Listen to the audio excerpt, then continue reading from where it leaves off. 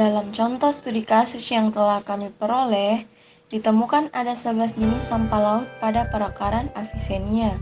Dari total 42 klasifikasi jenis sampah yang ada, menurut jenis sampah yang ditemukan sebagian besar sampah berupa kemasan makanan dan minuman serta patahan plastik, seperti kemasan mie instan, kemasan kopi, kemasan makanan ringan, dan sebagainya. Terdapat pula 3 kategori sampah yang paling umum ditemukan pada perakaran Avicennia yang didominasi oleh sampah plastik dan karet, pakaian dan turunannya, serta sampah kaca. Sampah-sampah tersebut diketahui berasal dari sampah para pengunjung yang menumpuk saat musim liburan tiba, serta letak pesisir yang dekat dengan muara sungai juga mempengaruhinya. Sebagai bentuk upaya pengolahan dan penanggulangan sampah di lokasi tersebut, pihak pemerintah telah mengadakan program-program, salah satunya yaitu program Jumat Bersih.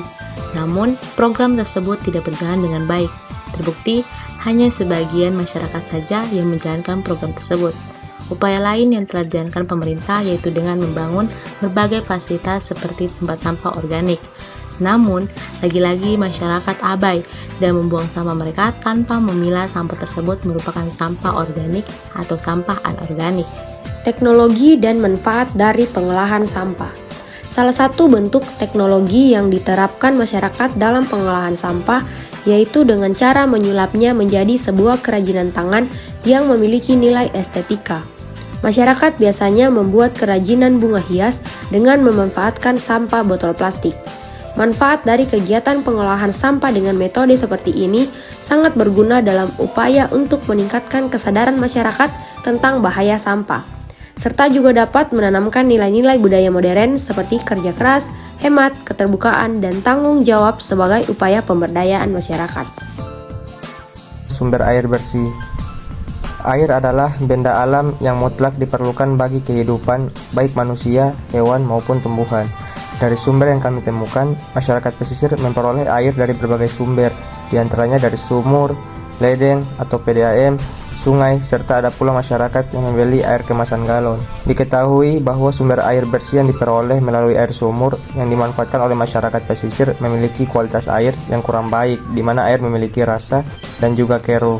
Diketahui bahwa sumber pencemar air bersih di daerah pesisir disebabkan oleh adanya aktivitas bongkar muat batu bara di daerah muara sungai yang lokasinya berdekatan dengan pesisir pantai. Selain itu, perahu masyarakat yang melintas pada saat frekuensi aktivitas transportasi sedang tinggi dapat menimbulkan potensi pencemaran dan pengikisan sungai. Aktivitas rumah tangga masyarakat yang mengalir ke sungai seperti mandi dan mencuci juga memperburuk pencemaran yang terjadi, sehingga sungai menjadi keruh dan terindikasi adanya kandungan logam yang berbahaya bagi kesehatan. Variabel vektor pengertian. Di daerah pesisir pantai ditemukan adanya variabel vektor yang menjadi sumber atau pembawa penyakit. Salah satunya yaitu malaria yang masuk ke dalam salah satu masalah kesehatan yang umum ditemukan di daerah tropis termasuk Indonesia. Faktor yang mempengaruhi kemunculan malaria diantaranya ketinggian lokasi, sinar matahari, pH, sanitasi air, oksigen terlarut, keadaan angina, tumbuhan, iklim, temperatur, intensitas hujan, suhu, kedalaman, sumber air, arus air, dan kelembaban udara. Variabel vektor pencegahan. Pencegahan kejadian malaria yang dapat dilakukan secara individu, yaitu dengan tidur menggunakan kelambu berinsektisida.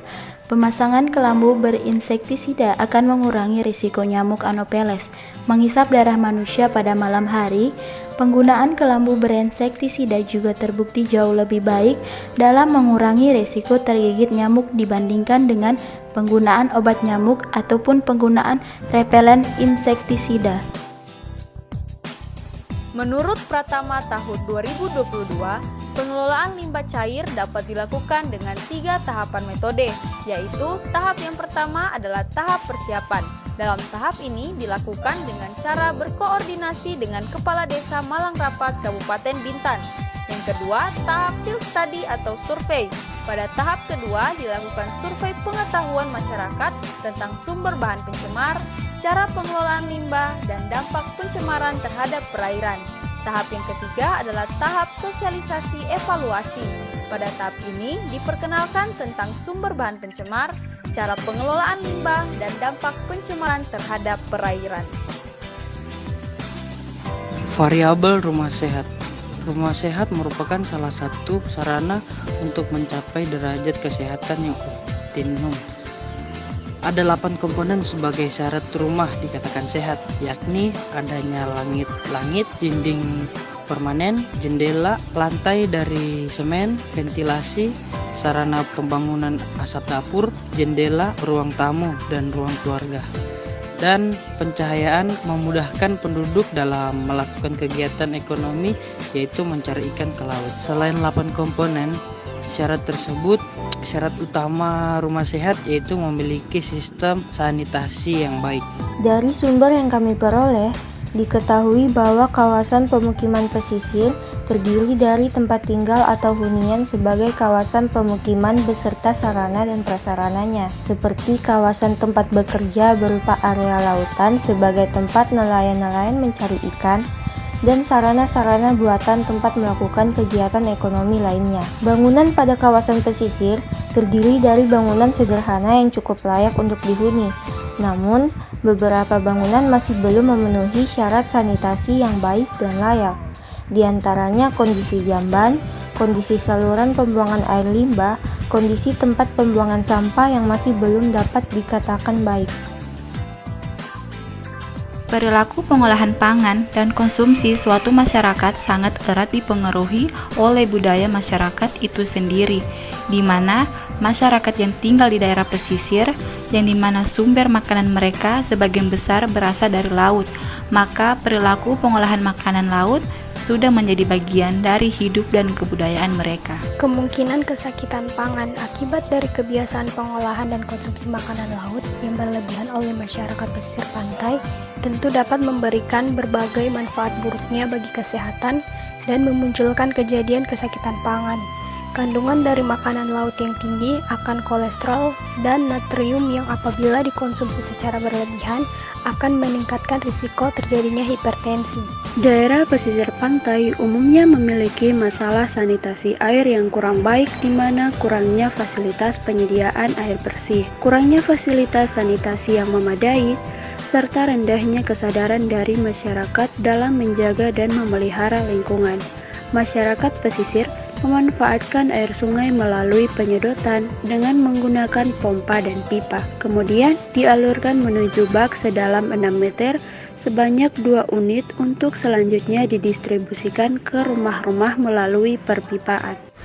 Buruknya sanitasi air bersih, khususnya air minum di daerah pesisir pantai, tentunya membawa dampak yang buruk pula bagi kesehatan masyarakat yang tinggal di daerah pesisir. Kondisi air yang berasa dan keruh menjadi tanda bahwa air tersebut sebenarnya tidak layak untuk dikonsumsi sehari-hari karena dikhawatirkan mengandung bakteri dan zat-zat berbahaya lainnya bagi tubuh. Selain itu, beberapa masyarakat juga masih ada yang memanfaatkan air laut untuk kebutuhan rumah tangga mereka, sehingga sangat rentan untuk menimbulkan kejadian penyakit pada masyarakat. Salah satu contoh penyakit yang paling umum terjadi yaitu diare.